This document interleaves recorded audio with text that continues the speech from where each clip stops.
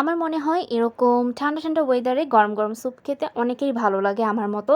তাই আজকে হচ্ছে চলে গিয়েছিলাম এই যে সুন্দর একটা স্যুপ তৈরি করার জন্য। এটা হচ্ছে থাই স্যুপ।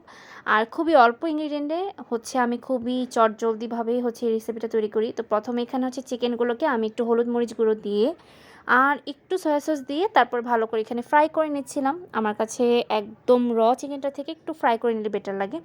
আর এটা হচ্ছে আপনার হেলদি যেই থাই স্যুপটা ম্যাগি সেটা আমি ইউজ করছি। তো ১ম এ আমি চিকেনটাকে সিদ্ধ স্টক করে করে নিয়ে যে নিয়েছিলাম, পানিটা ছিল চিকেনটাকে সেই সিদ্ধ পানিটা করে দিয়ে হচ্ছে নিয়েছি। আজকে এই স্যুপটা আমি তৈরি করব। তো স্যুপটা তৈরি করার জন্য স্টকের পানিটা নিয়ে তারপরে এই যে ম্যাগির স্যুপটা ছিল এটা ২ টা প্যাকেট আমি নিয়েছি যেটা আপনি হচ্ছে ৳৫৫ পেয়ে যাবেন। তো ওই ২ টা স্যুপের প্যাকেটটার মধ্যে হচ্ছে আমি এই যে স্টকের যেই পানিটা ছিল চিকেন স্টকের পানিটা দিয়ে হচ্ছে আজকে এই স্যুপটা তৈরি করব। এর মধ্যে বেশি কিছু প্রয়োজন নেই। এর মধ্যে আমি একটু হালকা একটু দিয়ে দিয়েছিলাম কর্নফ্লাওয়ার। কর্নফ্লাওয়ারটাকে আমি ভালো করে এর মধ্যে হচ্ছে মিক্সড করে নেব। আর ডিমের কুসুম যদি কারো দিতে মন চায় দিতে পারেন। তবে আমার কাছে কেন যেন স্যুপের মধ্যে ডিমের কুসুম বা ডিম দিলে বেশি একটা ভালো লাগে না। তো এখানে কিন্তু আমি চিকেনটা ইউজ করব। তো ১ম এ হচ্ছে আমার স্যুপের যে মিক্সচারটা আছে সেই মিক্সচারটা আমি তৈরি করে নিচ্ছিলাম।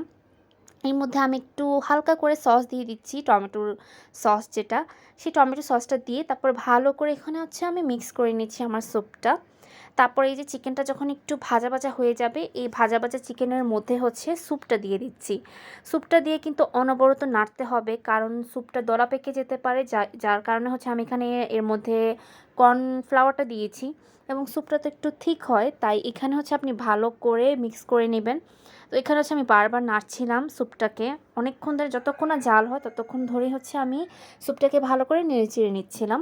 তারপরে এই তো তৈরি হয়ে গেল আমার মজাদার এই স্যুপ, থাই স্যুপ আরকি। আমার থাই স্যুপ খেতে ভালো লাগে এবং আমাদের বাসার সবারই থাই স্যুপ খুব পছন্দ। এখানে হচ্ছে থাই স্যুপটা আমি তৈরি করে নিয়েছি। আর আমার মনে হচ্ছে থাই স্যুপের মধ্যে একটু টকটক ফ্লেভার আনার জন্য এখানে হচ্ছে আমি একটু লেবু ইউজ করে নিচ্ছিলাম। তো লেবু দিয়ে আমি ভালো করে মিক্স করে নিচ্ছি। আমার কাছে এভাবে